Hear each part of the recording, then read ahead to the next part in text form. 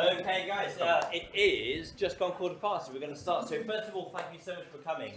I am blown away by the fact that it's clear. I think the reason so many of you are here, as well as to hear our amazing speaker, is because we have some lovely clear skies coming for the first time in 2025. So yeah, plan for the evening is our headline talk, and then we will lead you out onto the lawn for stargazing. I think that's about it. No other housekeeping needed. I will introduce our headline speaker. So we have Gabriel Mahason, who is a PhD student over there in the Cavity Building, working on the James Webb telescopes, galaxy evolution, and all that exciting stuff. And he's going to tell us all about the science. Great, Gabriel. Thank you. Oh.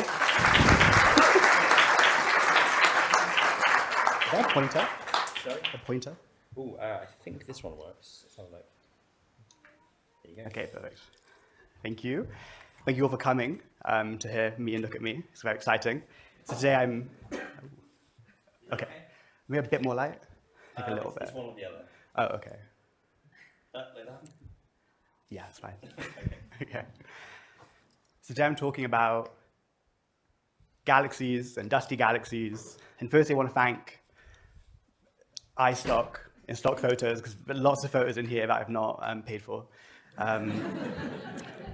But you might be wondering, what is a galaxy? You're very confused. You're a little astronaut, confused astronaut. And you might also be thinking, why are they dusty? Why can't we just clean them? I'll explain why. So the first thing is a bit unorthodox, but bear with me. I want you to imagine you're a medieval peasant. You know nothing about modern science. You're just working in the fields, just paying for your feudal lord, whatever.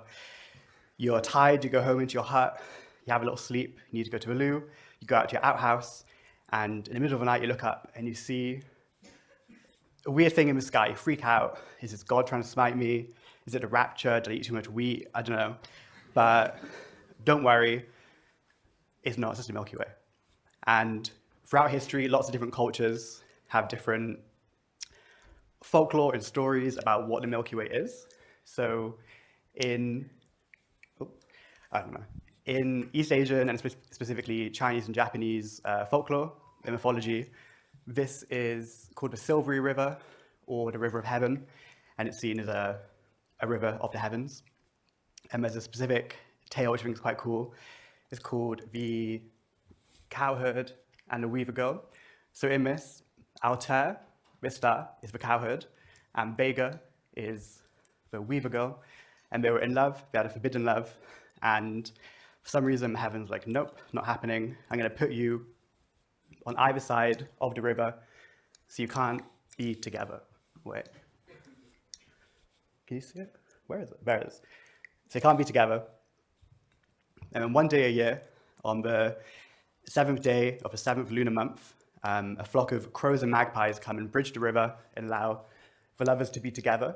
And this is Qixi, which is the Day of Love, and it's still, to this day, celebrated as a day of love in China, and it's sort of like a Valentine's Day. And then this is, I don't know, on the left, that is a painting from 1799 of Vega crossing the river. And a little bit more relevant to what we know about galaxies is the Greek fable, and it explains why we call galaxies galaxies. It's a famous painting, can't remember who by, sorry. So in ancient Greece and ancient Rome, they thought that the Milky Way was formed from the spilt breast milk of the goddess Hera when Heracles was trying to suckle her breast milk. And that spilt milk is the Milky Way. And they call it a galaxy because gala is milk in Greek, I think. And this is sort of Temple Poseidon. It's a nice photo of the Milky Way. But this is also why we get the word galaxy and why we get the word for galaxy chocolate. So you might be thinking, I don't care about the Milky Way. It's really boring. I agree. I don't care about the Milky Way. Are there any other galaxies, and throughout history have people seen them? So I've got a very fun question and prize for you. This is Andromeda. So on the left is just a photo from 1888, the first photo of Andromeda. On the right is an excerpt from the Book of Fixed Stars, and it's showing the Andromeda cluster, and the little nose thing is, oh God, is Andromeda's on the nose of the fish. So does anyone know when this is from? This is the first record of Andromeda ever. Can anyone guess the century? And wait, I've got a prize for anyone who can guess it. To say a number. You? 14, no, close? You? Closer? No? 11. No, but closer. You? 10th, yes. You must have done.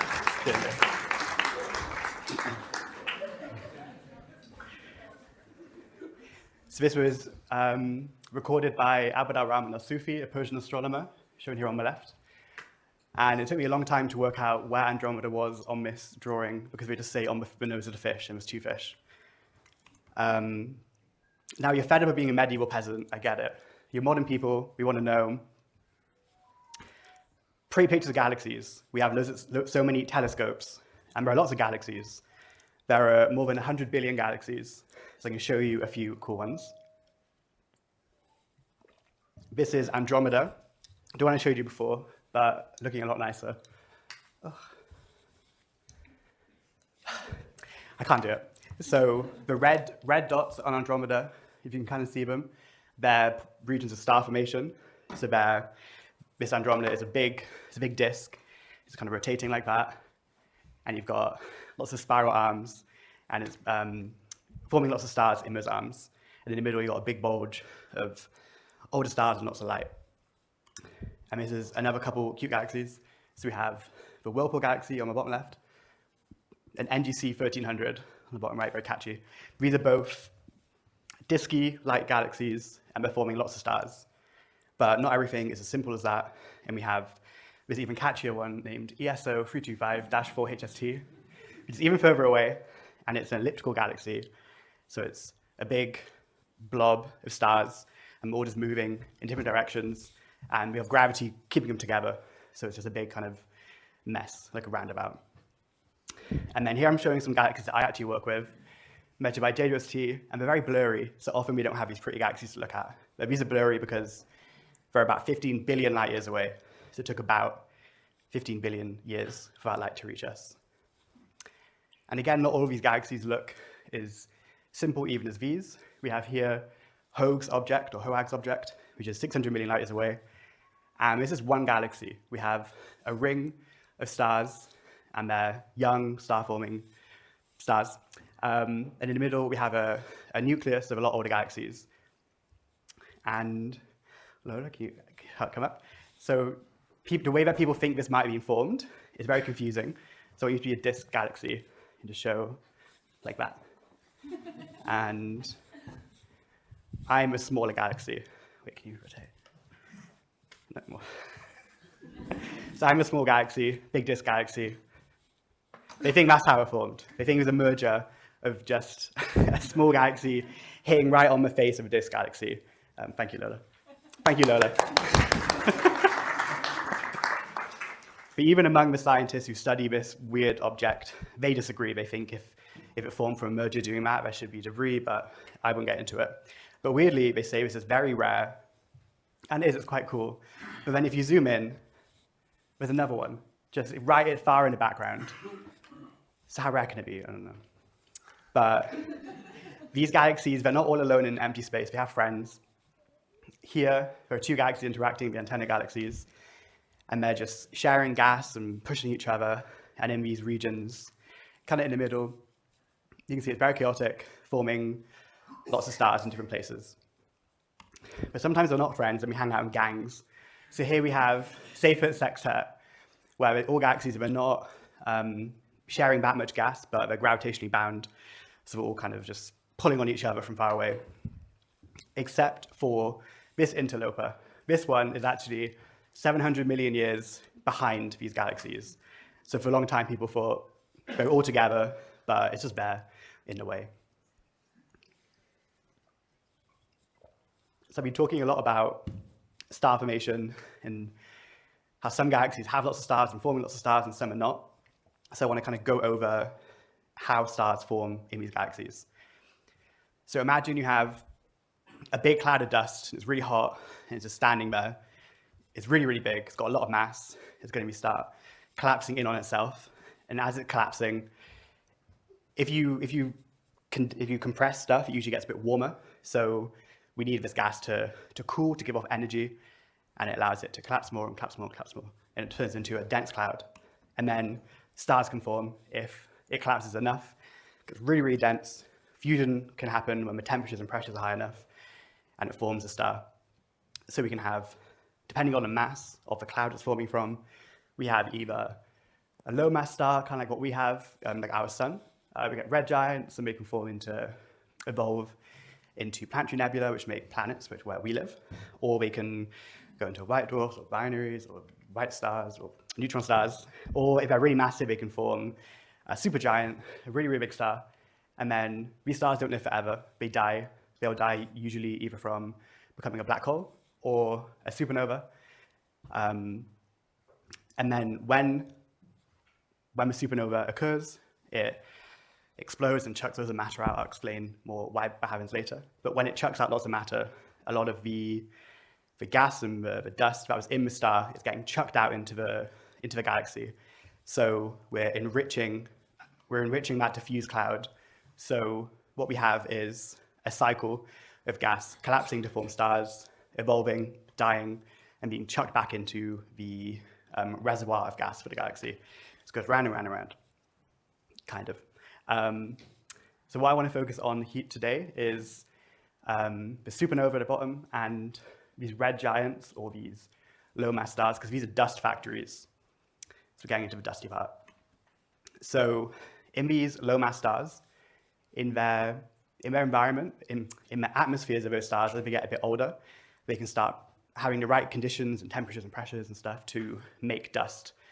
And this dust is going to get blown into the galaxy, into the ISM, interstellar medium, just for general dust and debris and gas between the stars in the galaxy. And the other way is through supernova. So this is the Crab Nebula. It's not made of crabs. They say it looks like a crab. I don't see it.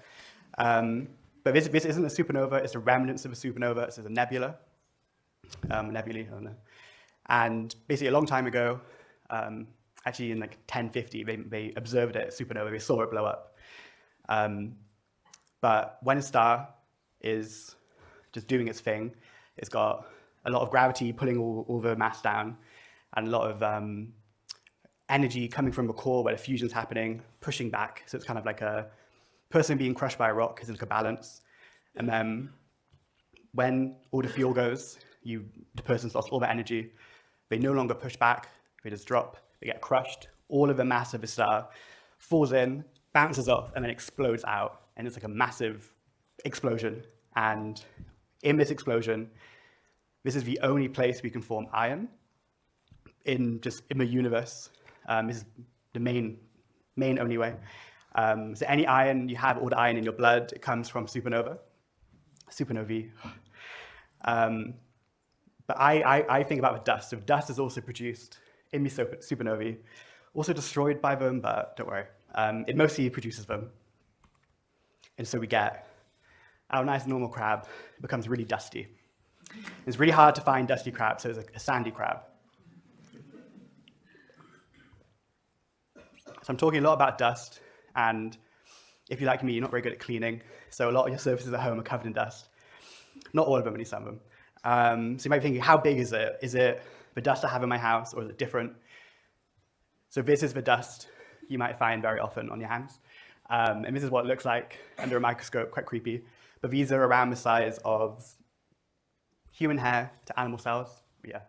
So pretty big. I mean, that's small. But compared to the dust in galaxies, which is much smaller, here on the right, at around size of DNA, we can't really see that dust with our eye.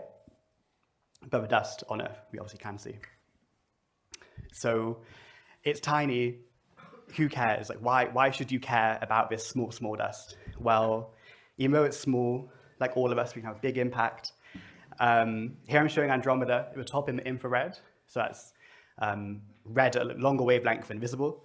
And then the bottom is visible radiation. So you can see it's emitting a lot of infrared radiation. And if you've ever been to a beer garden when it's cold, you put a heat lamp on, it looks a bit red, it's emitting a lot of infrared radiation. So infrared radiation is basically heat. And so in these galaxies, they're emitting a lot of heat, and that's from dust. The dust is cooling off the galaxy, emitting a lot of heat that the gas generally won't absorb. Whereas if that dust wasn't there, there's no way for it to cool down. It's getting really hot, and it can't form stars. Because as I said, we need cool dust to form stars. It collapses. If it's not cooling off, if it's just really hot, as it collapses more, it just bounces back out because there's too much energy. So having our dusty crab allows a sweaty galaxy to become cool and make young baby stars.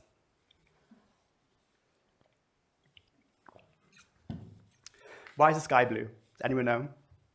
Again, I got a galaxy. This isn't a wrong slide, trust me. It comes back later. Can anyone tell me why the sky's blue for a bar galaxy? You?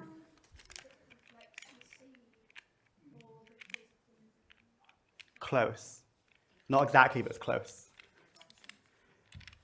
I don't think so. I heard what I heard. You? Blue light gets scattered in red light. Yes. Is that what you were going to say?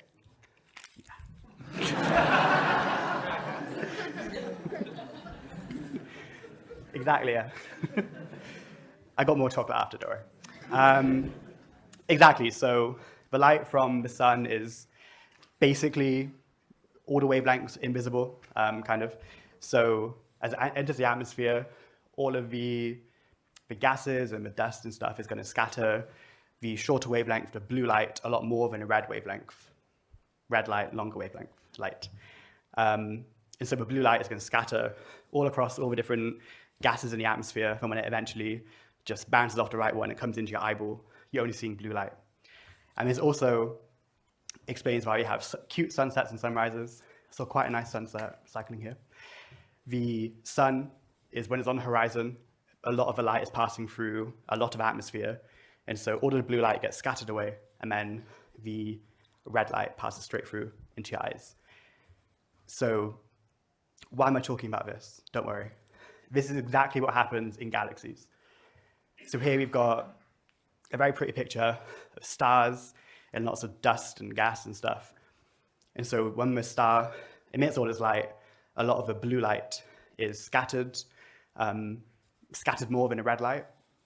So in the top we have a bunch of stars passing through a gas cloud. When we observe it as the eyeball, it looks a bit redder. And this is an effect called reddening. And it basically hides blue young stars. Because you might be thinking, okay, the galaxy's a bit redder, like, and who cares? Well, we should care, because firstly, the colors tell us a lot about the temperatures and the things going on in the galaxy. But it's quite hard to show that in a very quick talk. Yeah, quick. So it sort of hides the bluer stars. If you have a star emitting mainly blue light, lots of blue light, and you cover it in dust,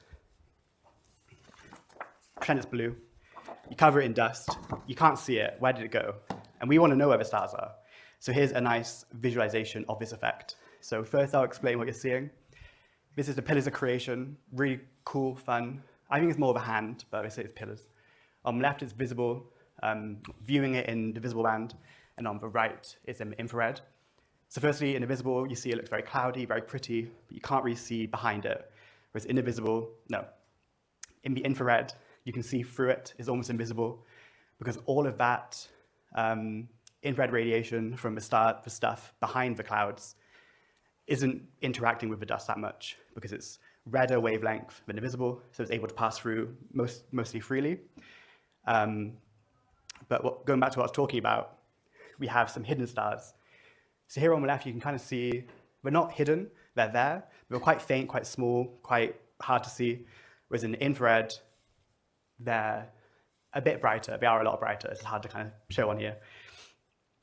So what I study, and what a lot of people study, is what is controlling this reddening, how much is there, why does it vary, because we want to undo it, we want to look at a galaxy and de-redden it to look at the hidden stars, kind of. So actually, I need my two helpers for this part. The first thing you would obviously think about in what would affect the amount of reddening and the amount of hidden stars we see is the amount of dust. So if we have no dust, just a star, you can see it clearly. You add a bit of dust, a bit harder to see. You add another cloud of dust, even harder. Add a third one, gone. Well, you can't see it. So this is just the more dust to take away the blue light, harder to see. So another analogy, our crab, not much dust, not much sand, happy you can see it. Here it's camouflaged. Imagine my hand was covered in sand as well. You can't see it. So, no, you're not done. So the next one is if you have the same amount of dust, but the geometry is different, so where the stars and dust are. So say, like this, you can kind of see it, and then if you put the dust just in the wrong places and you keep like just away from the galaxy, or from star, easy, you see it, and then the same dust you put completely in front of the star, and oh no, it's gone. So this is like dust-star geometry, and if you have two galaxies with the same amount of dust, but the dust is just in the right places for whatever reason, because galaxies are really weird, then you can't see the stars. And my final point is about the age of stars. So on the left, we have an older star. Sorry, Charlotte, you're going to be the older star. And on your right, we have a younger star. So as I was talking about before, as stars are forming from this big cloud of dust and gas and stuff, it's collapsing and a star forms in the middle. For the first 10 million years or so, that star is in its little cocoon of dust. So cover Lola in the dust. In a little cocoon of dust, and after a while, it will become big and strong enough to blow all the dust off of its radiation, and it awakens and becomes an adult star. So typically, when we have galaxies with really young stars, they're going to be a lot dustier than galaxies with older stars. So going back to my crab analogy, I spent a lot of time on this crab analogy. We have an older crab here, and it's wise, it knows the sand, it cleans itself off, it needs to be seen. Whereas the young crab is just silly, it's playing in the sand, it's having fun, and you can't see it because it's covered in sand. So thank you, you two again. Thank you.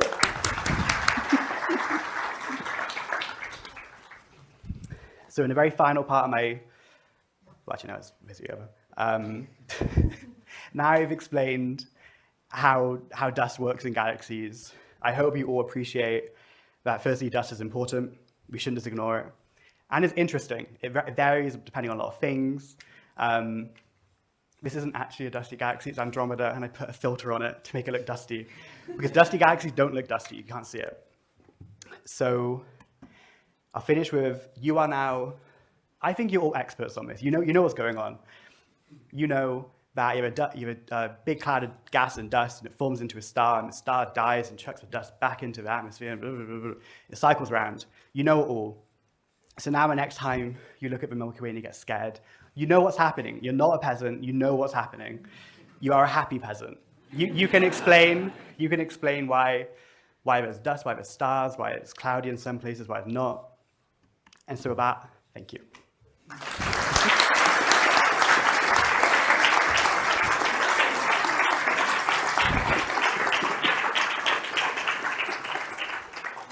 Having missed most of this and then he caught the end, this is amazing. We're all happy persons today.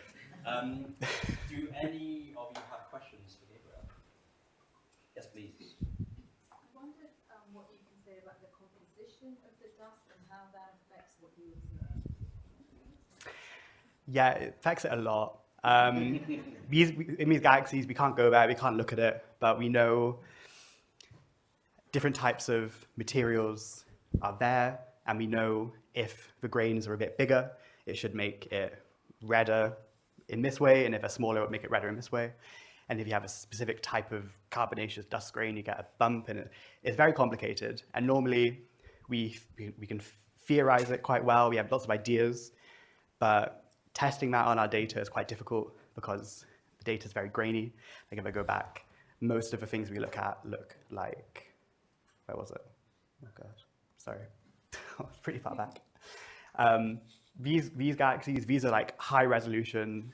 People, when I show these, people are like, whoa, crazy galaxy. Most people look at it as like pixels, little pixels. So it's really hard to constrain, but it's important.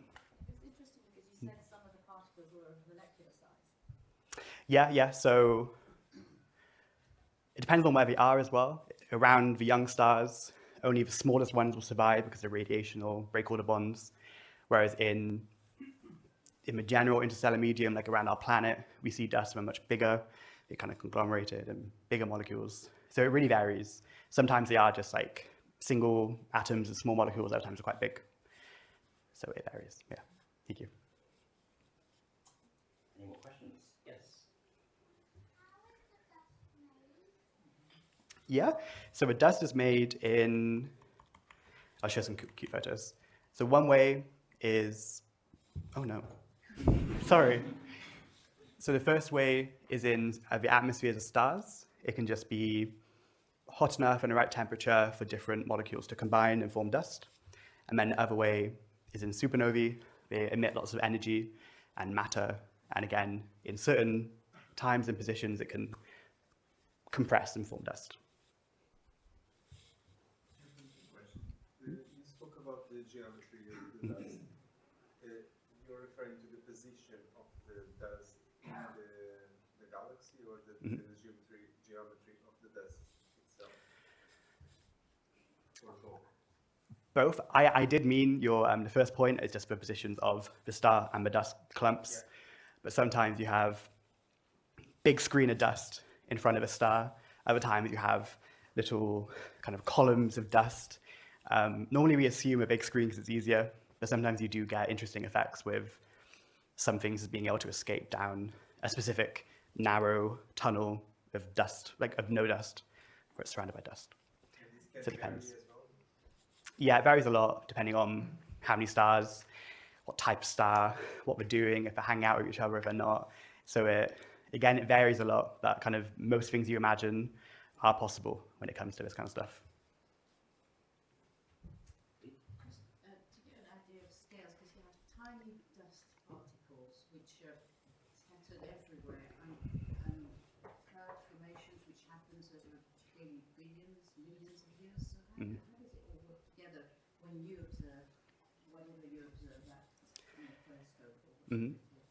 So for me, I look at things where you generally can't see big structure as kind of like a big sort of blob.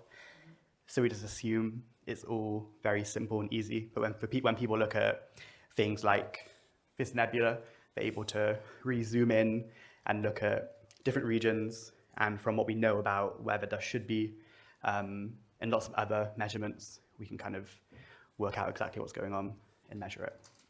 But normally, unfortunately, we just assume the simplest case. Is it moving? Is it happening in our time, sort of time? Oh, okay. Not normally. Normally, these things are on millions of years timescales. Yeah, very low. Observe it. Yeah, there's always that issue. Yeah. Thank you. The back, please. Yeah. Some say we're all made of stardust. What do you think about that? Yeah. So, actually, on this slide, in supernovae, that's the only place you can make iron in the whole universe. So every bit of iron inside of you is made in supernovae, and they're basically stars, and iron's basically dust. So we're all made of stardust. Yeah. Yes, please. There are hundreds of billions of galaxies.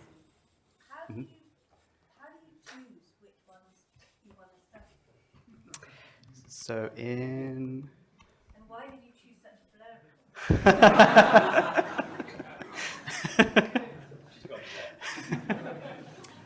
So in ISO 325-4, in the background, all of those little blurs and dots, they're all galaxies. So I think initially people just looked with their eyes and just picked a place they liked. Whereas now we know certain regions have just lots of stars, lots of galaxies together, and then we zoom in on them, and then we zoom in more and zoom in more and zoom in more. And this is a massive catalog, and everyone kind of just looks at it.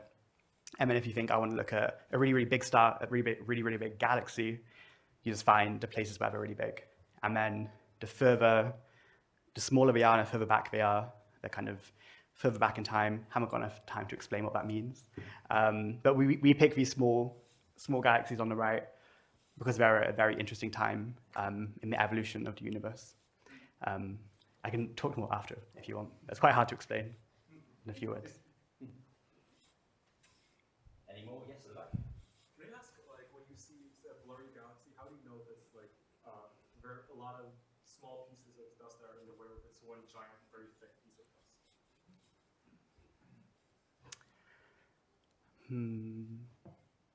Interesting. Yeah, normally we just assume one. Very different ways of different kind of colors and light, the way they would pass through each of those types, they would be a bit different. But I often don't see that kind of stuff. It's more just a big blob. That's really interesting. Thank you. Yeah, what are some of the estimates for the proportion of, say, our galaxy that's dust versus visible to the light in the Do you mean, sorry, how much light is being emitted in the infrared? Or? proportion of mass of our Oh, yeah. is estimated to be? It's like 1%, like it's tiny. It's really a small little underdog. It's like about 1% in most galaxies. It's very small, but the effect it has on the light is quite important. Any more? Any more? Last chance. Okay, well, if there's no more questions, can we first of all thank our speaker again?